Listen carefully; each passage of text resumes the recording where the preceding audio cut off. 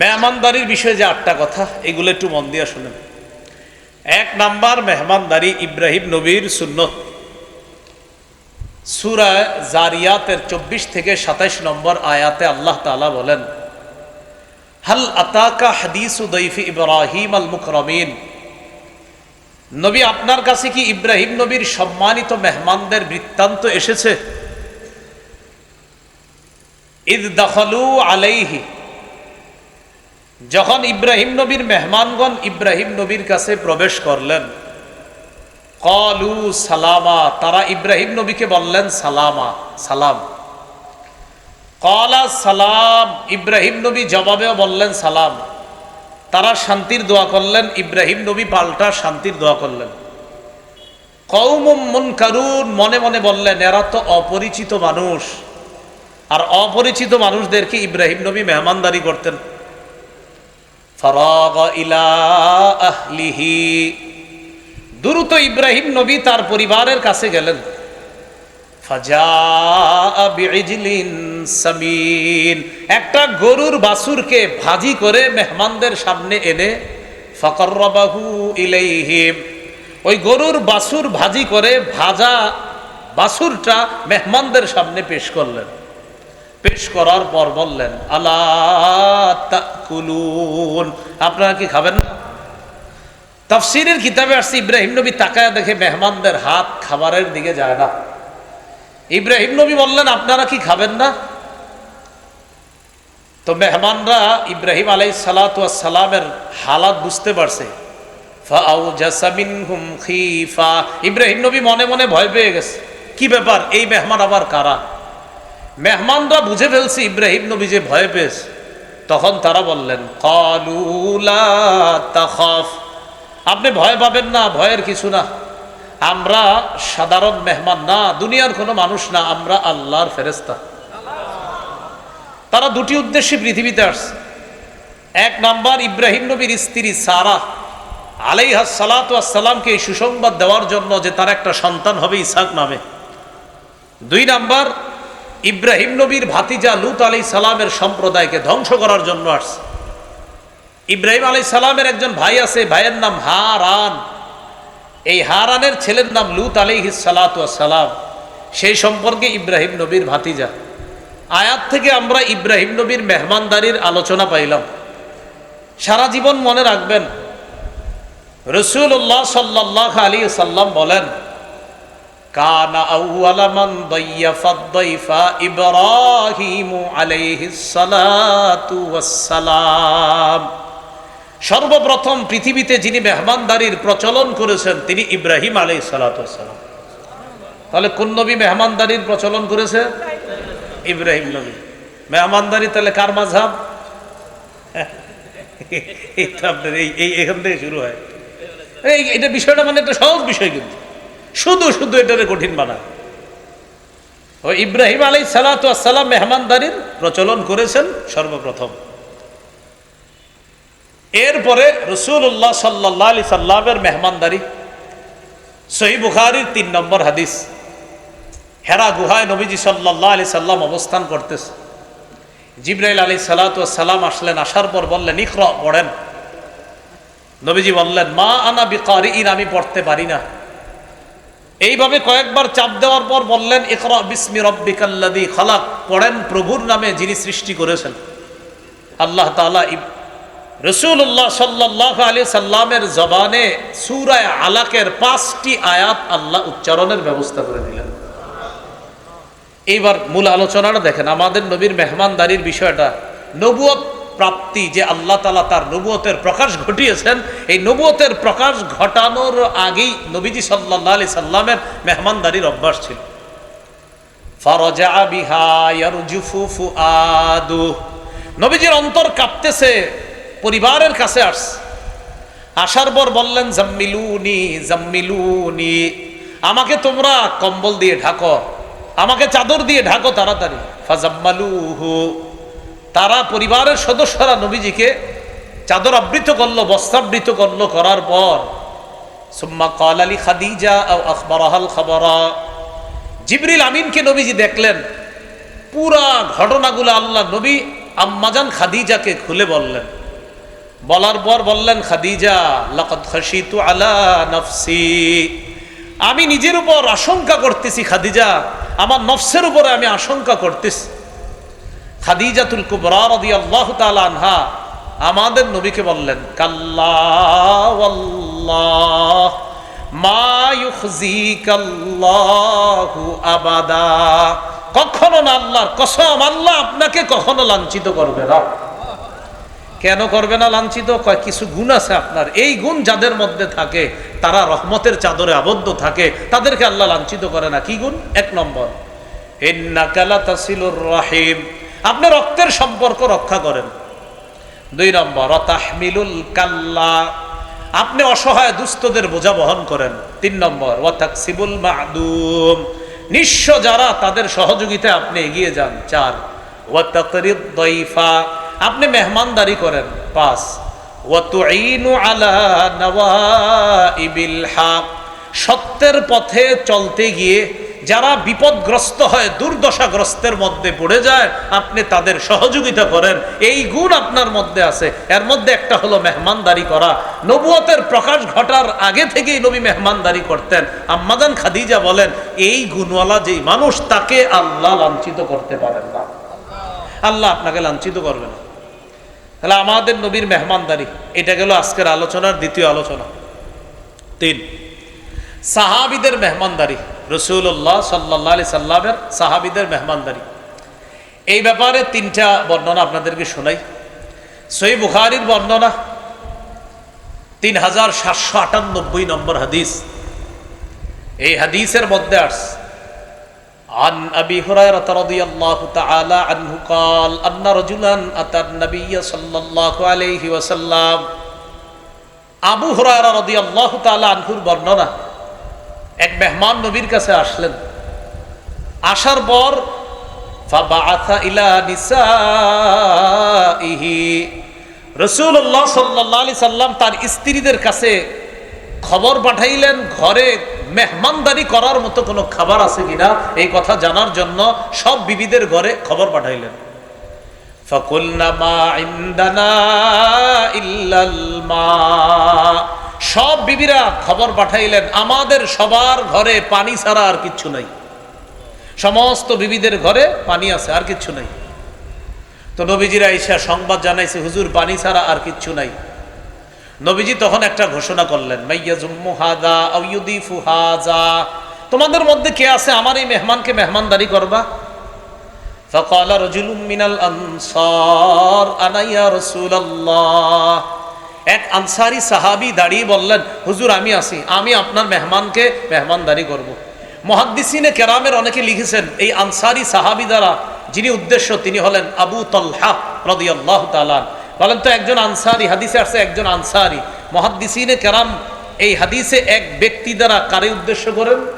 আবু তালহা। তো আবু তালহা রাদিয়াল্লাহু তাআলা আনহু দাঁড়িয়ে বললেন, হুজুর আমি আপনার মেহমানকে মেহমানদারি করব। ফানতালাকা বিহি ইলা ইমরাআতিহি, মেহমানকে নিয়ে তার বিবির কাছে গেছে। যাওয়ার পর বিবিকে বললেন, আকরিমি দাইফা রাসূলিল্লাহি সাল্লাল্লাহু আলাইহি ওয়াসাল্লাম, নবীর মেহমানকে তুমি সম্মান করো, আল্লাহ রসুলের মেহমান বাসায় নিয়ে আসছি, এটা কিন্তু সাধারণ মেহমান না, আল্লাহর নবীর মেহমান, কথাটা মাথায় রাখবা, যথাযথ সম্মান করতে হবে। বিবি বললেন, এটা আপনি কি করলেন? কয় কেন? মা ইনদানা ইল্লা কুতু সিবিয়ানি ওয়া ফি রিওয়ায়া ইল্লা কুতু সিবিয়ানিনা ওয়া ফি রিওয়ায়া ইল্লা কুতু সিবিয়ান। সর্বনাশ, ঘরে তো বাচ্চাদের রাতের খাবার ছাড়া আর কিচ্ছু নেই। আবু তালহা রাদিয়াল্লাহু তাআলা আন তার স্ত্রীকে তিনটা কথা বললেন, কয় যা হওয়ার হয়েছে, চুপচাপ শোনো। এক নাম্বার, হাইয়্যি তাআমাক, বাচ্চাদের খাবারগুলাই তুমি তৈরি করো, ওইটাই মেহমানের সামনে দিব। দুই নাম্বার, ওয়ানাব্বিমি সিবিয়ানাক, বাচ্চাগুলারে ঘুম পাড়ায় দাও, যেমনে পারো ঘুম পাড়াও। তিন নাম্বার, ওয়াতফি সিরাজাক, বাতিটা নিভায় দিবা। বাচ্চা ঘুম পাড়ায় দিবা, খাবার প্রস্তুত করো, বাতি নিভিয়ে দিবা। তো প্রথমে বাতি জ্বালাইছে, জ্বালানোর পর এদিক দিয়ে বাচ্চাদেরকে ঘুম পাড়াইছে। হাদিসে আসছে, হাইয়াত তাআমাহা ওয়া নাওয়ামাস সিবিয়ানাহা ওয়া আসলাহাত সিরাজাহা, বাচ্চাদেরকে ঘুম পাড়াইছে, খাবার প্রস্তুত করছে, বাতি প্রথমে জ্বালাইছে, জ্বালানোর পর সুম্মা কামাত কান্নাহা তাসলিহু সিরাজাহা ফাআতফাআতহু, বিবি বাতিটারে ঠিক করার অজুহাতে কি করছে, বাতিটা একটু গুতাগুতি করতেছে, হয় না আপনার, এটা ঠিক করবে, এই করতে গিয়ে বাতিটা কৌশলে নিভিয়ে দিছে, এখন আর বাতি জ্বলে না, আসলে জ্বালায় না। তো হাদিসে যেই বাক্যটা আসছে এটা আপনাদেরকে আমি শোনাই কি আসছে, ফাজআলা ইউরিয়ানিহি আন্নাহুমা ইয়াকুলান, স্বামী স্ত্রী দুইজন মেহমানকে বুঝাইতেছে আপনিও খান আমরাও খাইতেছি, অন্ধকার মেহমান খাইতেছে, এদিক দিয়ে স্বামী স্ত্রী দুইজন বুঝাইতেছে আপনিও খান আমরাও খাইতেছি, তারাও খাওয়ার অভিনয় করতেছে। বাতি কিন্তু জ্বলবে না, কারণ বাতি জ্বলবে কেমনে, বাতি তো ইচ্ছা করে জ্বালাইতেছে না। তো মেহমানদারির পর্ব শেষ, যা হবার হয়েছে। ফালাম্মা আসবাহা গাদা ইলা রাসূলিল্লাহি সাল্লাল্লাহু আলাইহি ওয়াসাল্লাম, সকালে নবীজির কাছে গেছে, যাওয়ার পর নবীজি সাহাবীর দিকে তাকায় বলে লাকাদ আজিবাল্লাহ মিন সানিইকুমা বিদাইফিকুমা আল-লাইলা ওয়া ফি রিওয়ায়াতিন উখরা দাহিকা রাব্বুনা আল-লাইলা দাহিকাল্লাহু আল-লাইলা। কি ব্যাপার, তুমি আর তোমার বিবি গত রাতে মেহমানের সাথে কি করেছো? তোমাদের এই সুন্দর কর্মকাণ্ড আর মেহমানদারিতে আল্লাহ এত খুশি হয়েছে, খুশিতে আল্লাহ হেসে দিয়েছে। এ হলো সাহাবীদের মেহমানদারি। শুধু তাই না, আল্লাহ কোরআন আয়াত নাজিল করছে সূরা হাশরের 9 নম্বর আয়াত, ওয়ায়ুসিরুনা আলা আনফুসিহিম ওয়ালাউ কানা বিহিম খাসাসা। সাহাবায়ে কেরামের অবস্থা এমন, তারা নিজেদের প্রয়োজন থাকা সত্ত্বেও অন্যদেরকে নিজেদের উপর তারা প্রাধান্য দেয়। এই হলো সাহাবায়ে কেরামের মেহমানদারি একটা দৃষ্টান্ত বললাম। আর একটা দৃষ্টান্ত শুনি আমরা, ইবনে আবিদ দুনিয়া তার কিতাবে আনছে 20 নম্বর হাদিস, তিনি আসহাবে সুফফার ব্যাপারে একটা বর্ণনা আনছে। আসহাবে সুফফা হলো মদিনায় নবীজি সাল্লাল্লাহু আলাইহি সাল্লামের প্রতিষ্ঠিত মাদ্রাসা, মাদ্রাসাতুস সুফফার ছাত্ররা, তাদেরকে আসহাবে সুফফা বা আহলুস সুফফা বলা হয়। মনে রাখতে হবে, আমাদের মক্কায় নবীজির প্রথম মাদ্রাসা প্রতিষ্ঠিত দারুল আরকাম মাদ্রাসাতুস সুফফা। হজে উমরায় যারা গিয়েছেন বা যারা যাবেন ইনশাআল্লাহ, মসজিদে নববীর এক সাইডে দেখবেন পিতলের কালারের শিকল দিয়ে একটা জায়গা সুন্দর করে একটু ঘেরাও করা আছে, এটাই হলো সেই মাদ্রাসাতুস সুফফা। এখানেই সাহাবায়ে কেরামকে আল্লাহ রাসূল সাল্লাল্লাহু আলাইহি সাল্লাম ক্লাস করাইতেন। ওই মাদ্রাসারই ছাত্র আবু হুরায়রা রাদিয়াল্লাহু তাআলা। তো তিনি মুহাম্মদ ইবনে সিরিন থেকে একটা বর্ণনা, সেই বর্ণনা আসছে কানা আহলুস সুফফাতি ইদা আমসাও, নবীজির ছাত্ররা আহলুস সুফফা আবা আসহাবে সুফফা বাসী, তারা যখন রাত হইতো ফানতালাকার রাজুলু বির রাজুল ওয়ার রাজুলু বির রাজুলাইন ওয়ার রাজুলু বিল খামসা, এক সাহাবী একজন ছাত্রকে বাসায় নিয়ে যেতেন, কোন সাহাবী দুইজনকে বাসায় নিয়ে যেতেন, কোন সাহাবী 5 জন ছাত্র বাসায় নিয়ে যেতেন, কোন সাহাবী একজন, কোনজন দুইজনকে। আপনারা যেমন এই লজিং খাওয়ান না, লজিং জায়গির, তো কোন সাহাবী একজনকে বাসায় নিয়ে যেতেন, কেউ আবার 2 জনকে, কেউ আবার 5 জনকে। ও আম্মা সাদ ইবনে উবাদা ফাকানা ইয়ানতালিকু বিসামানিনা কুল্লা লাইলা, নবীর সাহাবী সাদ ইবনে উবাদা প্রতি রাতে 80 জন সাহাবীকে মেহমানদারি করতেন। কয়জন?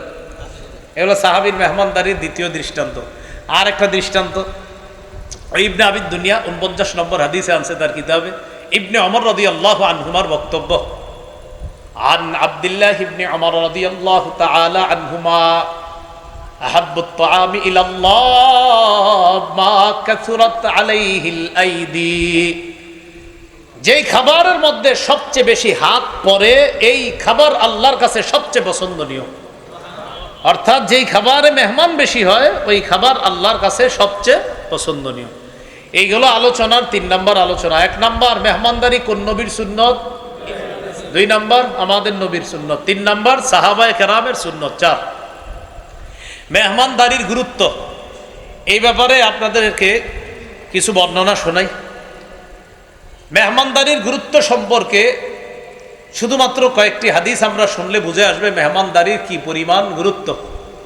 সহিহ বুখারীর 6475 নম্বর হাদিস, এই হাদিসের মধ্যে আসছে قال رسول الله صلى الله عليه وسلم من كان يؤمن بالله واليوم الآخر রাসূলুল্লাহ সাল্লাল্লাহু আলাইহি সাল্লাম বলেন যে আল্লাহ বিশ্বাস করে আখিরাত বিশ্বাস করে ফাল ইউকরিম দাইফা সে যেন মেহমানকে সম্মান করে। লম্বা হাদিস, হাদিসের সর্বশেষ বাক্যটা ফাল ইউকরিম দাইফা। যে ব্যক্তি আল্লাহ বিশ্বাস করে আখিরাত বিশ্বাস করে সে যেন মেহমানকে সম্মান করে। তাহলে আল্লাহ বিশ্বাস করে আখিরাত বিশ্বাস করে, নবী বলেন সে যেন মেহমানকে সম্মান করে। এটা হাদিস এতটুকুই গুরুত্ব বুঝে আসে যে ঈমান মানে মেহমানকে সম্মান করা, এটা একজন মুমিনের ঈমানের পরিচয়। মেহমানকে সম্মান করা এটা কিসের পরিচয়? ঈমানের।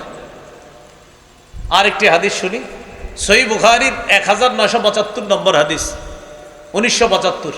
বাংলাদেশ স্বাধীন হয়েছে কয় সালে? 1971। আর এই হাদিস নাম্বারটা 1975। এইভাবে বললাম যাতে একটু মনে থাকে আপনাদের। তো যাই হোক, এই হাদিসের মধ্যে আসছে রাসূলুল্লাহ সাল্লাল্লাহু আলাইহি সাল্লামের একজন সাহাবী নাম আব্দুল্লাহ ইবনে আমর ইবনুল আস রাদিয়াল্লাহু আনহুমা। তিনি কি করতেন? প্রতি রাত খালি তাহাজ্জুদ পড়তেন আর প্রতিদিন নফল রোজা রাখতেন। নবীজির কাছে তার ব্যাপারে অভিযোগ গেল, বিবির কোনো খোঁজ রাখে না আর সারাদিন শুধু নফল রোজা রাখে, সন্তানাদিকে কোথায়, পরিবারের তেমন খোঁজ খবর রাখে না। নবীজি ডাকলেন, এদিকে আসো।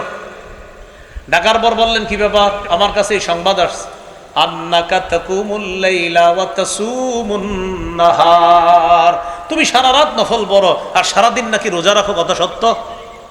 জি হুজুর, আসলেই সত্যি কথা, আমি খালি রাতের বেলা নামাজ পড়ি, দিনের বেলা রোজা রাখি। নবীজি বললেন, আজকে থেকে এটা করবা না। নবী কিছু কথা বললেন, আমরা সবাই মনে রাখবো কথাগুলো। নবীজি বললেন, সুম ওয়া আফতির ওয়া কুম ওয়া নাম। রাসূলুল্লাহ সাল্লাল্লাহু আলাইহি সাল্লাম বললেন, সুম মাঝে মাঝে নফল রোজা রাখো, ওয়া আফতির মাঝে মাঝে নফল রোজা রাখো না, ওয়া কুম রাতের কিছু অংশে তাহাজ্জুদ পড়ো, অনাম কিছু অংশে ঘুমাইবা। এর মানে নফল রোজা মাঝে মাঝে রাখবা, মাঝে মাঝে রাখবা না। রাতের বেলা কিছু অংশ ঘুমাইবা, কিছু অংশ তাহাজ্জুদের নামাজ পড়বা। রাসূলুল্লাহ সাল্লাল্লাহু আলাইহি ওয়াসাল্লাম এই হাদিসের মধ্যে নবীজি সাল্লাল্লাহু আলাইহি সাল্লাম বলেন, শোনো, ইন্নালি জাসাদিকা আলাইকা হাক্কা, তোমার শরীরের উপর তোমার হক আছে। ওয়ালি আইনিকা আলাইকা হাক্কা, তোমার চোখের উপর তোমার হক আছে। ওয়ালি জাওজাতিকা আলাইকা হাক্কা, তোমার বিবির উপর তোমার হক আছে। ওয়ালি জাউরিকা আলাইকা হাক্কা, তোমার মেহমানের উপর তোমার হক আছে। তুমি যদি সারাদিন নফল রোজা রাখো, মেহমানের হকটা আদায় করবে কে? মেহমানের মেহমানদারি করতে গেলে, মেহমান আগের যুগে আপনার আরবের মেহমানরা আপনার সাধারণত আপনার মেহমান দেখেন, এখানে রাসূলুল্লাহ সাল্লাল্লাহু আলাইহি সাল্লাম মেহমানের হক এই গুরুত্ব বুঝাইতে গিয়ে এক সাহাবীকে বলতেছেন, তুমি সব সময় নফল রোজা রাখবা না, তোমার জন্য এতটুকুই যথেষ্ট, তুমি প্রতি মাসে 3টা নফল রোজা রাখবা, 13, 14, 15। আরো যদি বেশি তুমি রাখতে চাও তাহলে দাউদ নবীর নফল রোজাটা রাখতে পারো। তিনি একদিন নফল রোজা রাখতেন, একদিন নফল রোজা রাখতেন না। অর্থাৎ একদিন রোজা রাখতেন, পরের দিন আবার রাখতেন না, আবার পরের দিন রাখতেন, আবার পরের দিন রাখতেন না। সর্বোচ্চ তুমি এটা করতে পারো। হাদিসে মেহমানের গুরুত্ব বুঝাইতে গিয়ে আল্লাহর রাসূল ধারাবাহিক নফল রোজা রাখতে তার এক সাহাবীকে নিষেধ করলেন। আরেকটি হাদিস শুনি, আবু দাউদের বর্ণনা, 3750 নম্বর হাদিস। এই হাদিসের মধ্যে আসছে, قال رسول الله صلى الله عليه وسلم ليلة الضيف حق على كل مسلم, অন্তত এক রাত মেহমানদারি করা প্রত্যেকটা মুসলমানের উপর কর্তব্য। তোমাদের কারো বাড়ির আঙিনায় যদি কেউ মেহমান হয়, ফাহু আলাইহি দাইনুন, দেখেন কেউ যদি মেহমান হয়, এই যে এইভাবে নবী যে ওই ব্যক্তি ঋণ পরিশোধ করা যেমন তার উপর কর্তব্য হয়ে যায়, মেহমানকে মেহমানদারি করা তার উপর তেমন কর্তব্য হয়ে যায়। ঋণ পরিশোধ করার মতো কর্তব্য হয়ে যায় মেহমানের মেহমানদারি করা। এই হাদিসে মেহমানদারিকে রাসূল ঋণের সাথে তুলনা করলেন। এখান থেকে হাদিসের গুরুত্ব বুঝে আসে, মেহমানদারির গুরুত্ব বুঝে আসে। আরেকটা হাদিস শুনি, সহিহ বুখারীর, এটা একটু আপনাদের হাসি উঠবে শেষের দিকে, দেখেন কি বলে। 6137 নম্বর হাদিস বুখারীর, কিতাবুল আদাব, আচার ব্যবহার, এই অধ্যায় ইমাম বুখারী হাদিস আনছেন। সাহাবায়ে কেরাম নবীজির কাছে আসছে, আসার পর অভিযোগ করলেন, হুজুর অমুক এলাকায় গেছি আমরা, আমাদেরকে তারা মেহমানদারি করে না। রাসূলুল্লাহ সাল্লাল্লাহু আলাইহি সাল্লাম বললেন, ইন নাযালতুম বিকাউমিন, তোমরা যদি কোনো এলাকায় অবস্থান করো, কোথাও যদি মেহমান হও, ফাআমারু লাকুম বিমা ইয়ামবাগি লিদ-দাইফ ফাকবালু, তারা যদি তোমাদের জন্য যথাযথ মেহমানদারির আয়োজন করে তাহলে মেহমানদারি গ্রহণ করো। কোনো এলাকায় তোমরা মেহমান হওয়ার পর ওই এলাকাবাসী যদি তোমাদের জন্য মেহমানদারির যথাযথ আয়োজন করে তাদের মেহমানদারি গ্রহণ করো। ওয়া ইল্লাম ইয়াফআলু, তারা যদি মেহমানদারির আয়োজন না করে, ফাখুযু মিনহুম হাক্কাদ-দাইফ, তাদের কাছ থেকে মেহমানদারির হক ন্যায়সঙ্গতভাবে আদায় করে নাও। এরা যদি মেহমানদারির আয়োজন না করে, এদের কাছ থেকে মেহমানদারির হক যথাযথভাবে ন্যায়সঙ্গতভাবে তোমরা আদায় করে নিবা। দেখেন হাদিসে মেহমানদারির কত গুরুত্ব। নবীজি কয় মেহমানদারি না করলে আদায় করবা, এটা মানে নবীজি গুরুত্ব বুঝাইলেন হাদিসের মধ্যে। এই হাদিস থেকে স্পষ্ট বুঝে আছে যে মেহমানদারি ইসলামে কতটা গুরুত্ব, বাকিরা সুন্নাহ মোতাবেক হওয়া। আর একটা হাদিস শুনি মেহমানদারির গুরুত্বর ব্যাপারে, তাহলে আমাদের কাছে বিষয়গুলো আরো স্পষ্ট হবে। নবীজির দুইজন সাহাবীর নাম আগে আমরা মুখস্থ করি, এরপর হাদিসটা শোনাবো। বলেন সালমান, আবু দারদা রাদিয়াল্লাহু আনহুমা। কয়জন সাহাবীর নাম মুখস্থ করলাম? একজন সালমান, আরেকজন আবু দারদা রাদিয়াল্লাহু আনহুমা। সহিহ বুখারীর বর্ণনা 6139 নম্বর হাদিস। আখাদ নবী সাল্লাল্লাহু আলাইহি ওয়াসাল্লাম বাইনা সালমান ওয়া আবি দারদা। রাসূলুল্লাহ সাল্লাল্লাহু আলাইহি সাল্লাম সালমান ফারসি রাদিয়াল্লাহু তাআলা আন এবং আবু দারদা রাদিয়াল্লাহু তাআলা আনহুর মাঝে ভ্রাতৃত্বের সম্পর্ক করে দিলেন। ভ্রাতৃত্বের সম্পর্ক, তাদের মাঝে ভ্রাতৃত্বের সম্পর্ক স্থাপন করে দিলেন। ফাজারা সালমান আবু দারদা, একদিন সালমান আবু দারদার কাছে গেলেন। যাওয়ার পর গিয়ে দেখে রাআ উম্মাদ দারদা মুতাবাদদিলাতান, আবু দারদার স্ত্রী তার কাপড় চোপড় ময়লা। হযরত সালমান বললেন কি ব্যাপার, তোমার কাপড় চোপড় এত ময়লা কেন? তখন তার স্ত্রী জবাব দিলেন, আখুকা আবু দারদা লাইসা লাহু হাজাতুন ফিদ দুনিয়া, আপনার ভাই আবু দারদা এত দুনিয়ার কোনো খোঁজ খবর রাখে না, কোথায় তার বিবি কোথায় তার পরিবার এগুলা খোঁজ খবর রাখে না, তো আমার কাপড় চোপড় ময়লা থাকবে না কি থাকবে? এই কথা বলার পর একটু পর ফাজা আবু দারদা রাদিয়াল্লাহু তাআলা আনহু বাসায় আসছে। কোন সাহাবী তার বাসায় আসছে? সালমান। সালমান কার বাসায়? আবু দারদা। তো আবু দারদা বাড়িতে ছিলেন না, একটু পরে আসছে। আসার পর সনা আলাহু তাআমা, বলেন তো মেজবান কোন সাহাবী? আবু দারদা না? আবু দারদা মেজবান, আর মেহমান কোন সাহাবী? সালমান। আবু দারদা খানা নিয়ে হযরত সালমানের সামনে আসলেন। আসার পর বললেন কুল ফাইন্নী সাইম, তুমি খাও আমি রোজাদার, তুমি খাও আমি রোজাদার।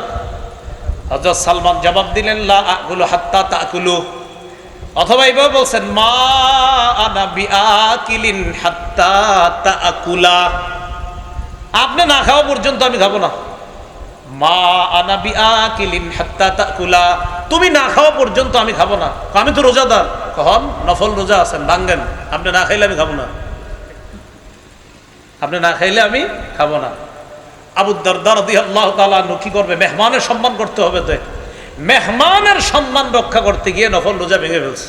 হাদিসে মেহমানের গুরুত্ব যেটা বুঝাইলাম। খাবার খাইছে, খাওয়ার পর এবার রাত হয়েছে, তো রাতের বেলা সারা রাত নফল নামাজ পড়ে, বিবির খোঁজ খবর রাখে না আবু দারদা। তো সালমান ফারসি ওই দিন কি করছে? আবু দারদা তার সাথেই শুইছে, ওই সালমানের সাথে। ফালাম্মা কানাল লাইল, রাত্র হওয়ার সাথে সাথে জাহাবা আবু দারদা ইয়াকুম, আবু দারদা নামাজে দাঁড়ায় গেছে। হযরত সালমান বললেন এই কি হয়েছে? কয় নামাজ পড়বো। কয় নাম, ঘুমান। তো ঘুম পাড়ায় দিছে।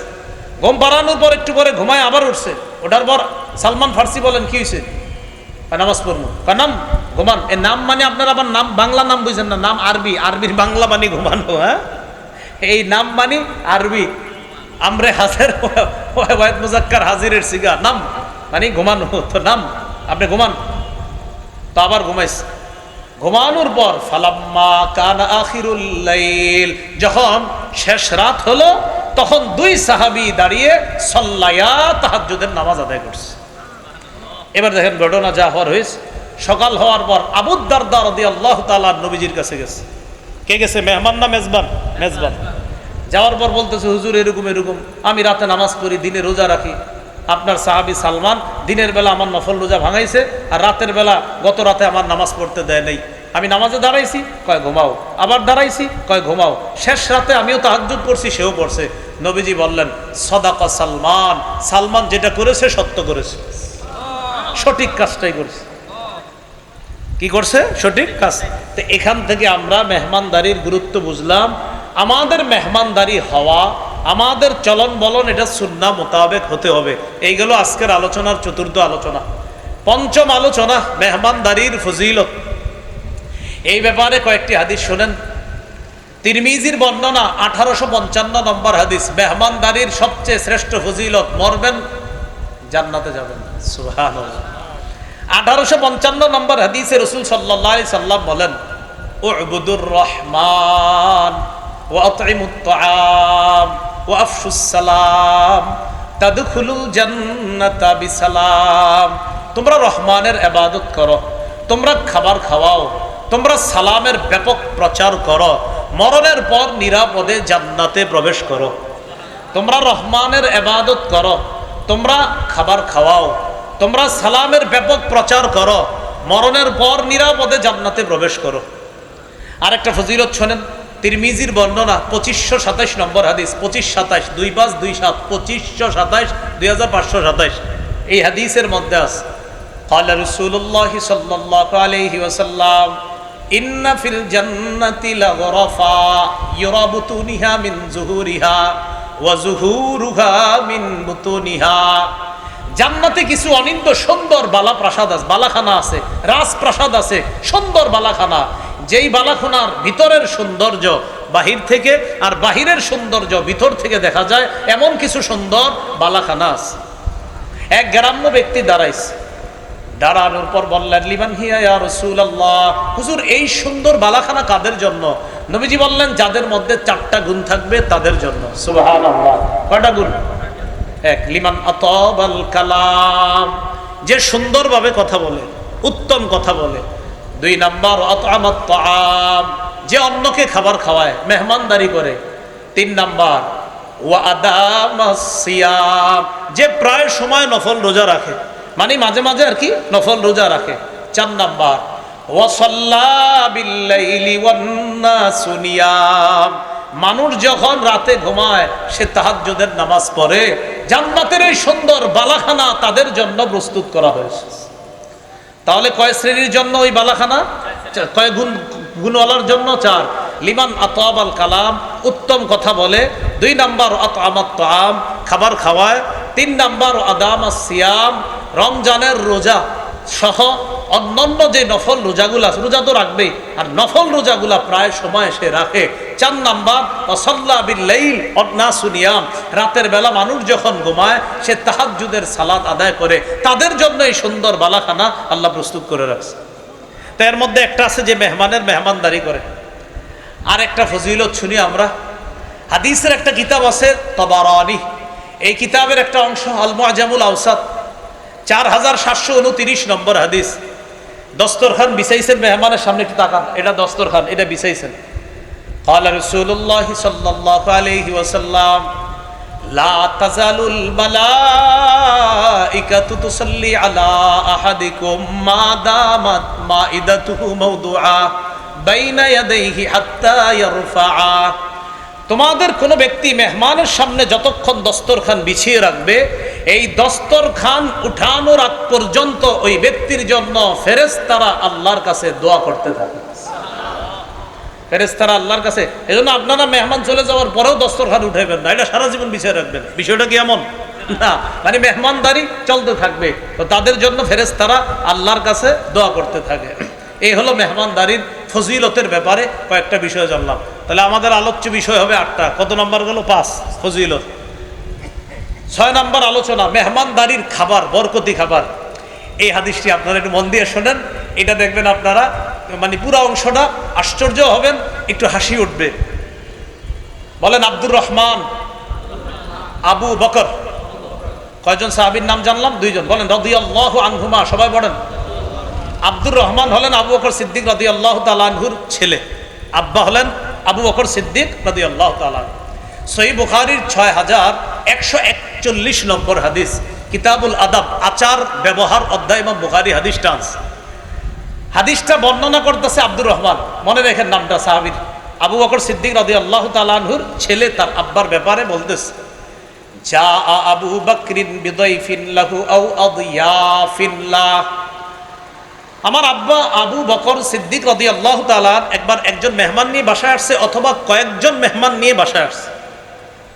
তো আসার পর আব্বা মেহমানদেরকে বাড়িতে রাইখা ফাআমসা ইনদান নবী সাল্লাল্লাহু আলাইহি সাল্লাম, আব্বা কি করছে, মেহমানদেরকে বাসায় রেখে আমসা ইলা নবী সাল্লাল্লাহু আলাইহি সাল্লাম, রাতের বেলা সন্ধ্যা হওয়ার পর আব্বা নবীজির কাছে গেছে। মেহমান কোথায়? বাসায়, বাড়িতে। আব্বা গেছে নবীজির কাছে। তো এদিক দিয়ে নবীজির কাছে যখন আবু বকর সিদ্দিক গেছে, যাওয়ার পর যখন নবীজির কাছ থেকে ফিরে আসছে, আসার পর আবু বকর সিদ্দিক রাদিয়াল্লাহু তাআলা আনহু যখন বাসায় আসছে, আসার পর ওই যে মেহমান যারা আছে, ওই মেহমানদের ব্যাপারে জানতে চাইলেন।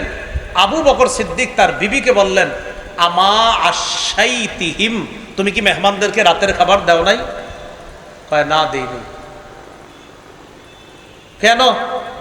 কয় মেহমানরা শপথ করিয়া, মেহমানদেরকে রাতের খাবার দেই নাই এই কারণে আপনি আসেন না, এজন্য আপনার অনুপস্থিতিতে মেহমানরা খাবার খাবে, এটা কেমন দেখা যায়, তো আপনার অনুপস্থিতিতে খাবারটা দেই নাই। তো আবু বকর সিদ্দিকের স্ত্রী তাকে বললেন যে আপনি এতক্ষণ কোথায় ছিলেন? আদয়ফিকা আও আদিয়াফিকা, মেহমানদেরকে ছেড়ে আপনি এতক্ষণ কোথায় ছিলেন?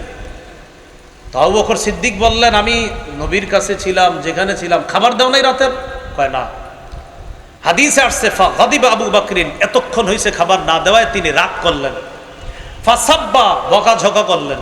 ওয়াজাদ্দা, শুধু বকাঝকা না, তিনি এতটা রাগ করে ফেললেন, ওই মেহমান যারা আছে তাদের ব্যাপারে বকাঝকা করে, তাদের উপর রাগ করে আবু বকর সিদ্দিক বললেন, হালাফা লা ইয়াকুলু, শপথ করে বললেন, ধুর আমি আজকে খাবো না। আবু বকর সিদ্দিক শপথ করে বললেন আজকে খাবে না।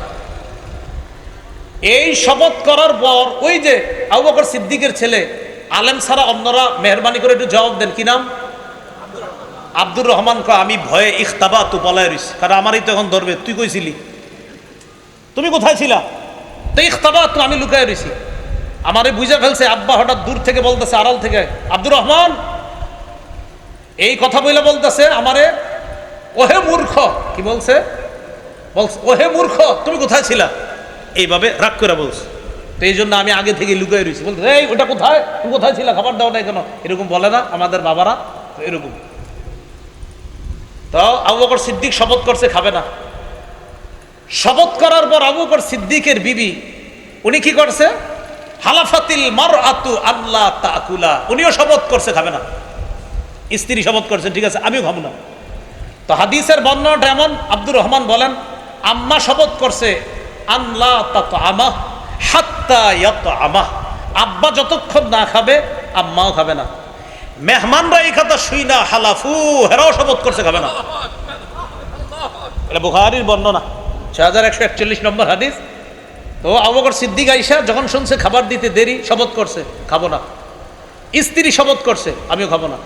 মেহমানরা শোনার পরে, তো হাদিসে মেহমান হয়তো একজন বা কয়েকজন, তো হয়তো হালাফা মেহমান শপথ করছে, অথবা হালাফু আল্লাহ ইয়াতআমু, অথবা হালাফা আল্লাহ ইয়াতআমা, মেহমান শপথ করছে অথবা মেহমানগণ শপথ করছে আমরাও খাবো না।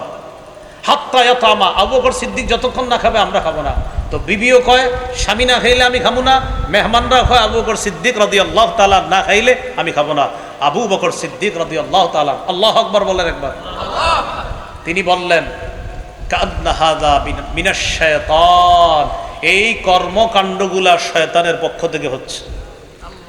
আবু বকর সিদ্দিক বললেন এগুলা সব শয়তানের পক্ষ থেকে হচ্ছে। ফাদাবিল বিত্তাম, খাবার আনাইছে, খাবার আনো। ফাআকালা ওয়া আকালু, আবু বকর সিদ্দিক খাইলেন, মেহমানরাও খাইলেন।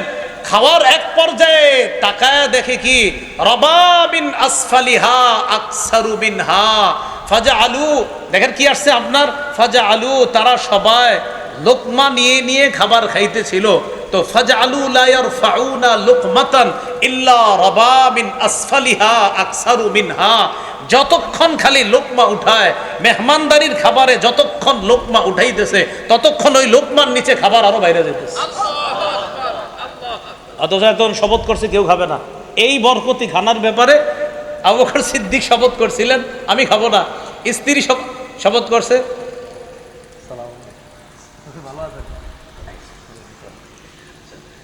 আবু বকর সিদ্দিক রাদিয়াল্লাহু তাআলা আনহু শপথ করছে খাবে না, স্ত্রী শপথ করছে খাবে না, মেহমানরা শপথ করছে খাবে না। আবু বকর সিদ্দিক রাদিয়াল্লাহু তাআলা আনহু বলছেন গোটা বিষয়টা শয়তানের পক্ষ থেকে হইতেছে, খাবার আনো।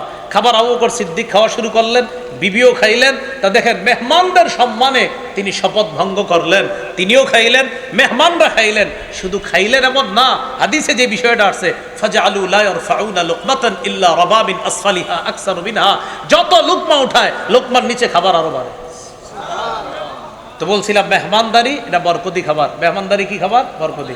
এলো 6 নাম্বার। হুজুর আর 2টা আছে, 8টা কথা, তাহলে আর 2টা, রাত অনেক হয়ে গেছে, এই 2টা সংক্ষেপে হয়ে যাবে।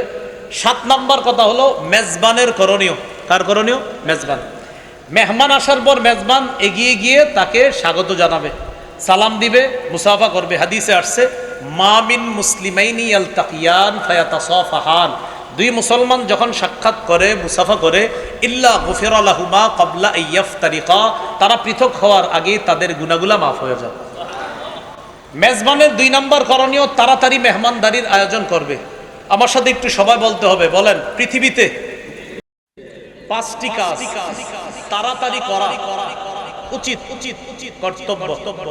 1 মেহমানদারি করা, 2 মৃত ব্যক্তিকে দ্রুত দাফন করা, 3 কুমারী মেয়েকে দ্রুত বিয়ের ব্যবস্থা করা, 4 ঋণ পরিশোধ করা, 5 গুনাহ থেকে দ্রুত তওবা করা। তাহলে কয়টা কাজ দ্রুত করতে হবে? 5টা। 1 নাম্বার মেহমানদারি করা, 2 নাম্বার মৃত ব্যক্তিকে দ্রুত দাফন করা, 3 নাম্বার কুমারী মেয়ের দ্রুত বিয়ের ব্যবস্থা করা, 4 নাম্বার ঋণ থাকলে দ্রুত পরিশোধ করা, 5 নাম্বার গুনাহ থেকে নগদ তওবা করা। মেজবানের 2 নাম্বার করণীয় দ্রুত মেহমানদারির আয়োজন করা, এটা হলো তার 2 নাম্বার করণীয়।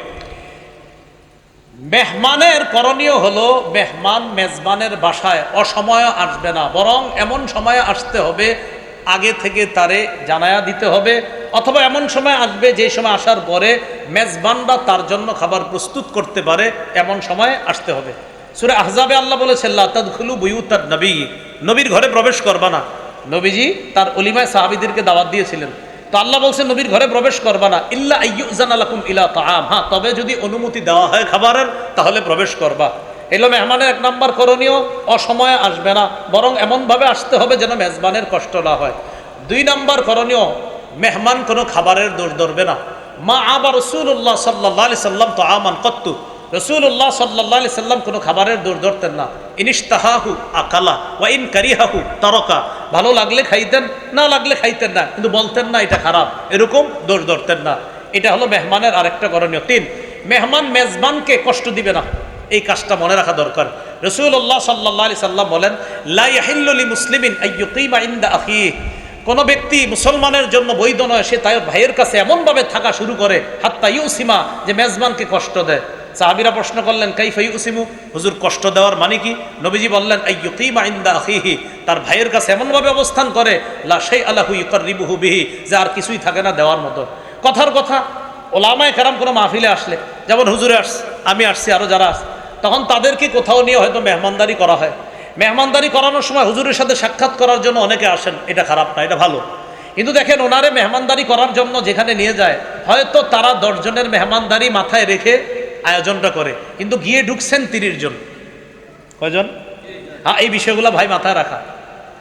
মেহমান যেই ঘরে গেছে হয়তো তারা আয়োজন করছে 10 জন, এটাই স্বাভাবিক, 30 জনের তো আয়োজন করে না নিশ্চিত। ওই বেচারা কি করে, তখন লজ্জায় বলতেও পারে না যান, চানাচুর দেয়, কমলা দেয়, আনার দেয়, আঙ্গুর দেয়, যেন এগুলো খায়া চইলা যায় অন্যরা, না যাবো না আমরা। ভাই বিষয়গুলা মাথায় রাখা। এই জন্য হুজুর যার সাথে মুসাফা করতে যান উনিও তো বলবে না চলে যান, কারণ উনি এখানে মেহমান, উনি তো এই কথা আপনাদেরকে বলতে পারে না। আবার মেজবানও বলতে পারতেছে না যে দেখেন 10 জনের মেহমানদারির আয়োজন আছে, বাকি 20 জন চলে যান, বেচারাও বলতে পারে না। এটা আমাদের আকল খাটাইতে হবে। তো এই বিষয়গুলো যেন না হয় ভাই, আমরা এগুলো মনে রাখবো কিন্তু ইনশাল্লাহ।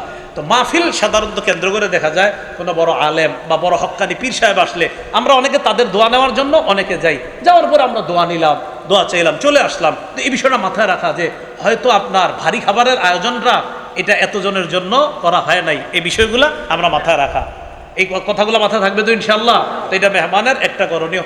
সর্বশেষ মেহমান দোয়া করবে আফতারা ইনদাকুমুস সাইমুন, হ্যাঁ, আকালা ইনদাকুমুল আবরার ও আফতারা ইনদাকুমুস সাইমুন, পুরাটা দরকার নেই সাল্লাত আলাইকুমুল মালাইকা, শুধু একটু বাংলায় বলবেন তোমাদের খাবার, বলেন তোমাদের খাবার ভালো মানুষরা গ্রহণ করুক।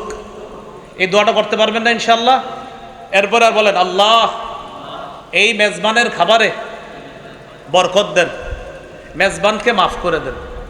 এতটুকু বলা যাবে তো ইনশাল্লাহ? সহিহ মুসলিমে আছে, আরবিটা হলো আল্লাহুম্মা বারিক লাহুম ওয়া ফিমা রাযাকতাহুম ওয়াগফির লাহুম, আল্লাহ তাদেরকে মাফ করে দেন, তাদের রিজিকে বরকত দান করেন। আপনারা বাংলায় বলবেন আল্লাহ তাদের ঘরের খাবার যেন ভালো মানুষ রাখায়। আর হাদিসেও আছে, নবীজি বলেছেন লা ইয়াকুলু তাআমাকা ইল্লা তাকিয়ুন, তোমার খাবার নেককাররা ছাড়া যেন অন্যরা না খায়। এই 8টি কথা বললাম মেহমানদারি সম্পর্কে। এই কথাগুলো আমরা একটু মাথায় রাখবো। দেখি একটু পরীক্ষা হয়ে যাক 30 সেকেন্ডে। 1 নাম্বার মেহমানদারি কার সুন্নত? 2 নাম্বার মুহাম্মদ সাল্লাল্লাহু আলাইহি ওয়াসাল্লাম, 3 নাম্বার সাহাবায়ে কেরামের। মেহমানদারির গুরুত্ব 4 নাম্বার, 5 নাম্বার ফজিলত, 6 নাম্বার বরকতি খাবার। কোন সাহাবীর ঘরে যেন মেহমানদারি খাবারে বরকত হয়েছিল? আবু বকর সিদ্দিক। 7 নাম্বার মেজবানের করণীয়, 8 নাম্বার মেহমানের করণীয়। আল্লাহ আমাদের সকলকে যে কথাগুলো শুনলাম বললাম, আমরা উঠাউঠি শুরু করব না,